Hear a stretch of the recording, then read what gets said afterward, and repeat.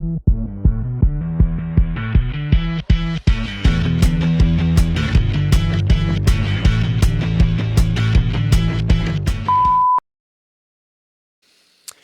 the public's perception of firefighters is often one of these are people who can get called to the worst of circumstances and they find a way to deal with it. There's a hero culture surrounding firefighters where no call is too hard. They find a way and they can always intervene to make someone's day better.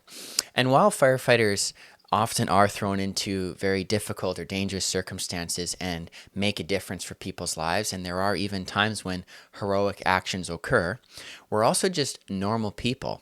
And there are circumstances and situations that even firefighters can't really deal with. And we need the help of other trained professionals in other industries and sectors to help us.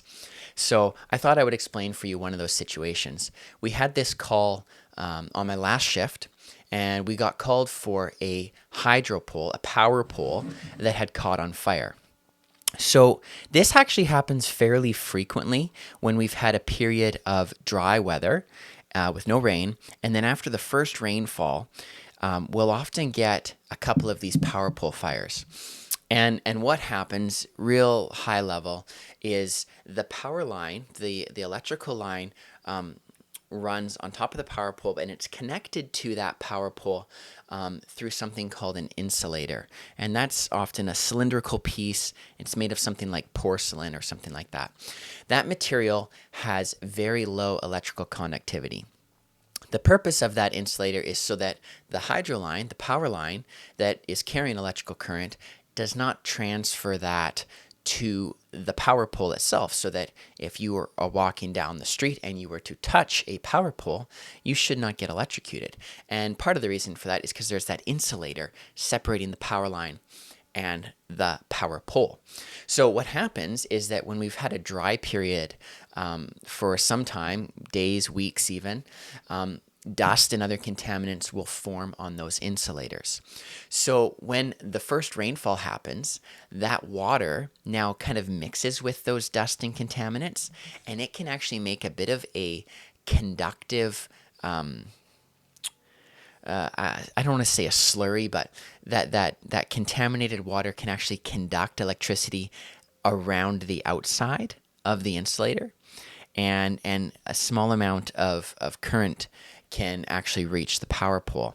Now, if that insulator is damaged in some way, that current can actually increase until that power pole catches on fire, and that's the situation that we were called to.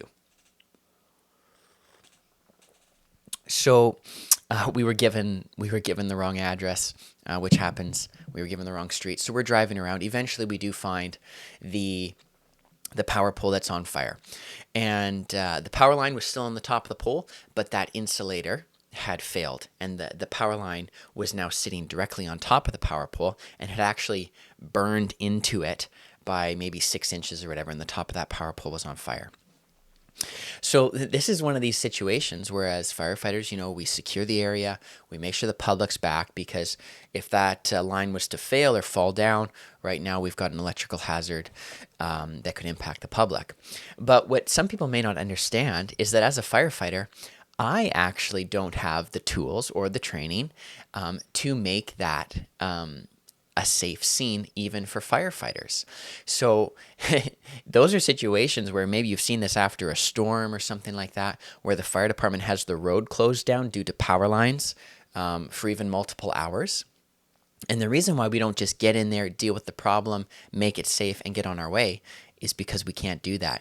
You actually need someone who's a lineman electrician to get in there, assess the situation, ensure that that line is de-energized. They get that information directly from their central command, who's doing the control of the power grid for that area. And then they'll even ground it out so that even if there was an accidental re-energization of that line, that electricity just goes to ground so that no one is injured. So on this particular call that we had 2 days ago, we secured the scene. We got people back because people are sometimes unaware of the hazard that electrical lines can pose, which, for your information, is very hazardous. It could kill you like that if you were to touch the wrong thing when it's on the ground. And it would kill a firefighter like that if we were to touch it. And so because we don't have the expertise or the tools to properly get that communication that grid area is de-energized, we don't have the tools to ground it out, and we're not trained electricians, most of us are not, unless you had that experience from previous industry, we have to wait for those trained professionals to make the scene safe for us. So let's say the power company now comes to scene. They've done all those steps that I described to you. They've made contact with their main controller. The grid in the area is de-energized. They've grounded out the line in case something accidental happens. They've now declared it safe for the fire department to go in and do our job, which is put out the fire.